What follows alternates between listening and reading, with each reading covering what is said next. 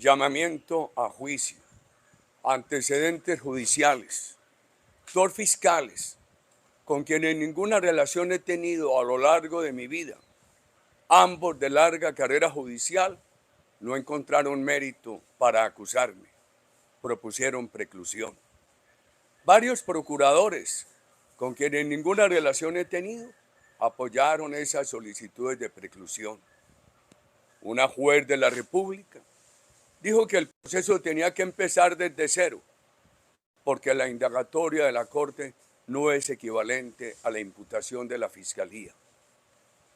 En un fallo de tutela, la Corte Constitucional, en una votación 5-4, asimiló absurdamente la indagatoria a la imputación.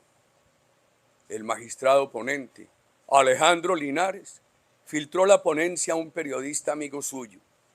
También el magistrado Linares reconoció haber recibido llamada de Juan Manuel Santos cuando se tramitaba el caso. Además de la filtración de la ponencia, el mismo periodista beneficiario transmitía al público las deliberaciones de la Corte Constitucional.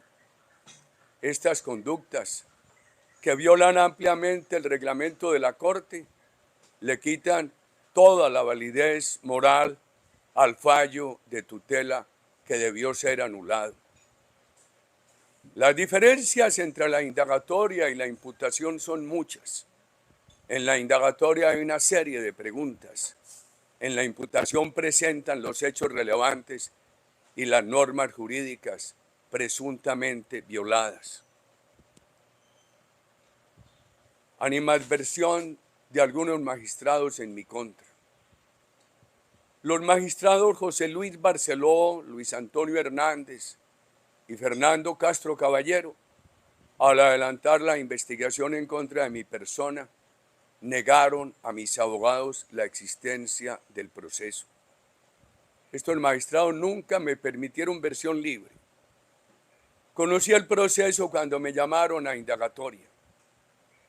Entre julio de 2018 y agosto de 2020, estuve en libertad cuando, al decir de los magistrados, soy una persona peligrosa para la sociedad.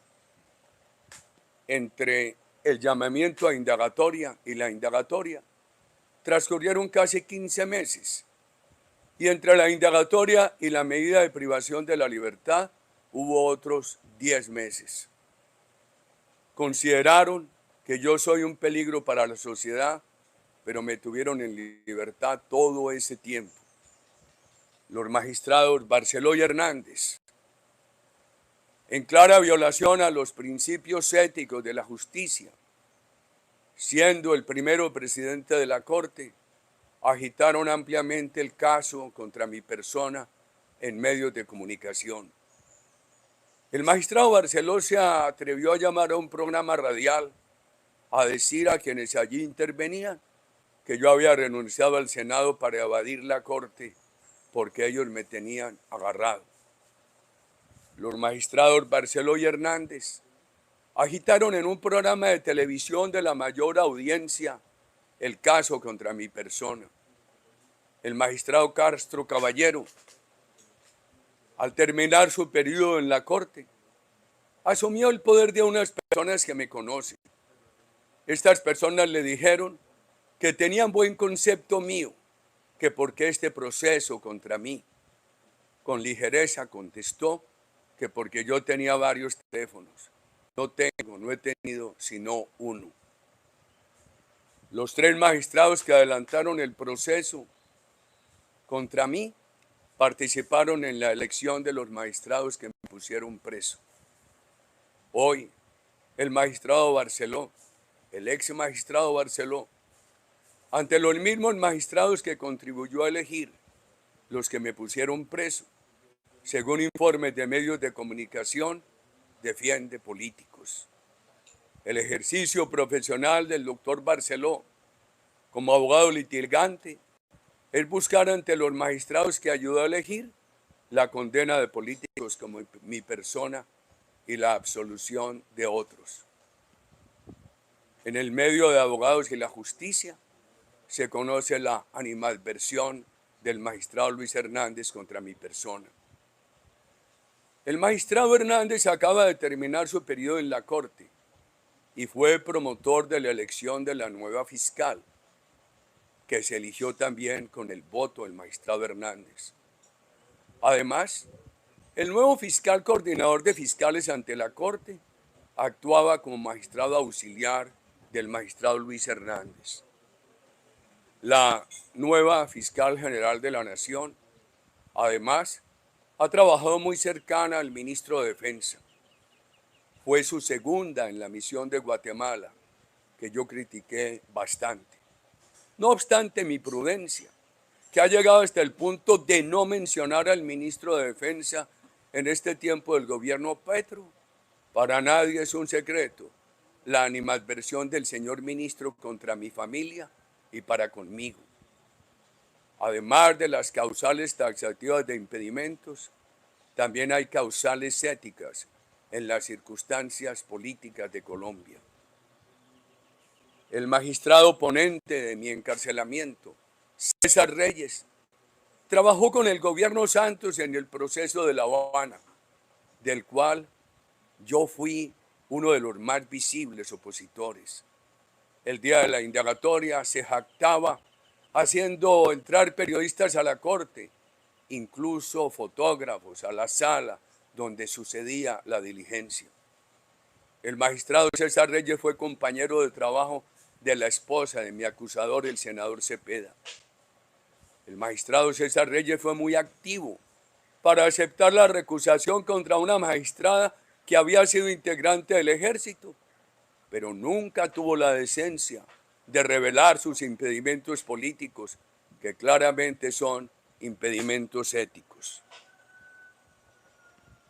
Mi único afán fue buscar la verdad y verificar los informes que me llegaban de manipulaciones de políticos para afectar mi reputación. El famoso testigo Monsalve, puesto preso y condenado por la justicia por secuestro y otros delitos durante el gobierno que presidí, dio la declaración al senador Cepeda en contra de mi hermano y de mi persona, 14 años después de haber terminado mi periodo como gobernador de Antioquia. En otro proceso dijo que no me conocía y además nada declaró en mi contra. Otro testigo, Alberto Guerrero, alias Pepintá, puesto preso y condenado por la justicia durante el gobierno que presidí, también le declaró al senador Cepeda. Expresó ante la fiscalía que lo que sabía de mí era por rumores que había escuchado. Es evidente la amistad del senador Cepeda con el testigo Monsalve. Por lo menos están en evidencia 7 reuniones entre ambos. Además está probado y no refutado que el senador Cepeda intervino para que al testigo Monsalve no lo trasladaran a la cárcel de Valledupar. Prueba de que nunca tuve interés en buscar al testigo Monsalve es que entre 2011, cuando le dio esa declaración al senador Cepeda, y 2018, nadie lo buscó en mi nombre. Cuando en 2018 fue informado de que ese testigo se quejaba de haber mentido contra mi hermano y contra mí, pedí al abogado Cadena que verificara esto. Como lo he dicho a lo largo de estos años, lo único que hice fue buscar que se verificaran las informaciones que me llegaban de acciones en contra de mi reputación. La Corte ordenó interceptar el teléfono de otra persona, pero interceptaron el mío. Ya tarde aceptaron el error y me desconectaron. Es clara la premeditación para interceptar mi teléfono. ¿Cómo lo acredita? Que después de que el operador dijo que aparecía la voz mía y no la de la persona cuya interceptación ordenaron, la Corte ordenó que continuara. Esto es premeditación. Unas interceptaciones ilegales a mi teléfono no han tenido ningún efecto frente a los magistrados que las ordenaron y mantuvieron. Todas las pruebas que se recaudaron se enviaban a la Corte sin modificaciones y sin ediciones. Incluso para que no hubiera modificaciones, se mandaban las que estaban en manuscritos. Sin embargo, la Corte presumió que eso se le mandaba para inducirla a engaño. Siempre pedí la verdad. Nunca pedí mentir ni callar. El pedido de verdad, que obra reiteradamente en las intervenciones, en las comunicaciones ilegalmente interceptadas, llevó a la Corte a presumir que eso era una apariencia de mi parte, una simulación. Este juicio lo adelantan por presunciones políticas, por animadversiones personales, por venganzas políticas, sin pruebas que permitan inferir que yo buscaba sobornar testigos o engañar a la justicia.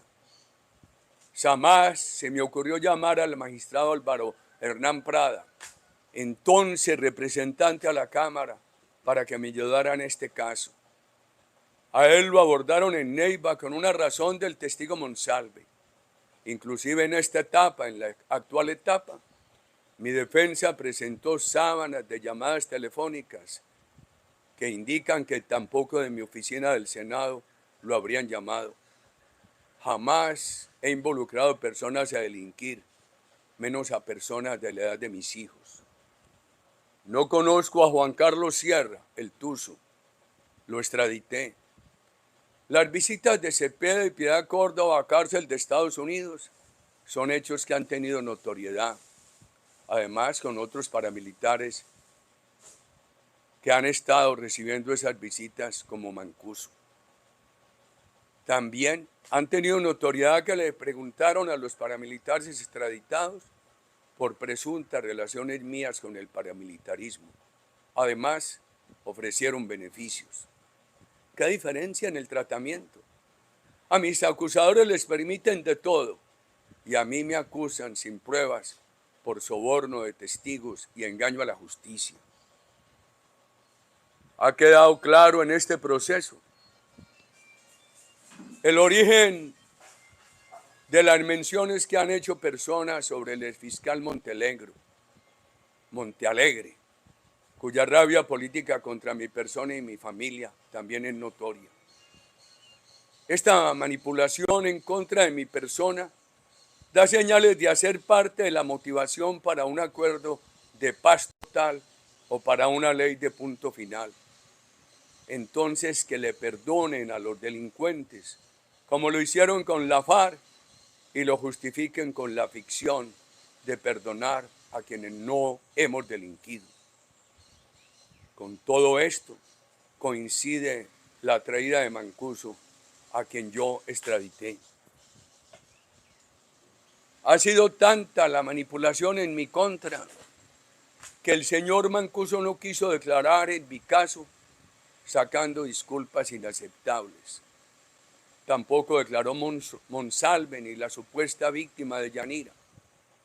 Pero las declaraciones de Monsalve y otros en el juicio contra el doctor Diego Cadena habrían sido más que suficientes para que la Fiscalía desestimara cualquier posibilidad de acusarme. Quieren y necesitan igualar a quien hemos defendido la democracia y la ley con los delincuentes. ¿Dónde están las pruebas contra mi persona?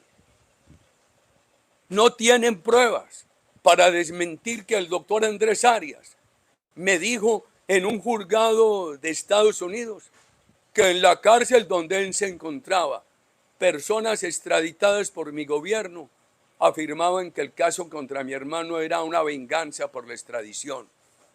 ¿Acaso yo le inicié el tema al doctor Andrés Arias? No tienen manera de negar que el doctor Abelardo del Espriella, por pedido mío, simplemente confirmó esas versiones con los presos. ¿Acaso yo manipulé al doctor del Espriella? No tienen una sola prueba para decir que yo inicié o manipulé a los presos de Miami. Estas personas, en documento apostillado por el Consulado de Colombia, ofrecieron a la Fiscalía declarar sobre el caso de mi hermano y sobre el asesinato del doctor Álvaro Gómez Hurtado, que está en la impunidad como también está en la impunidad.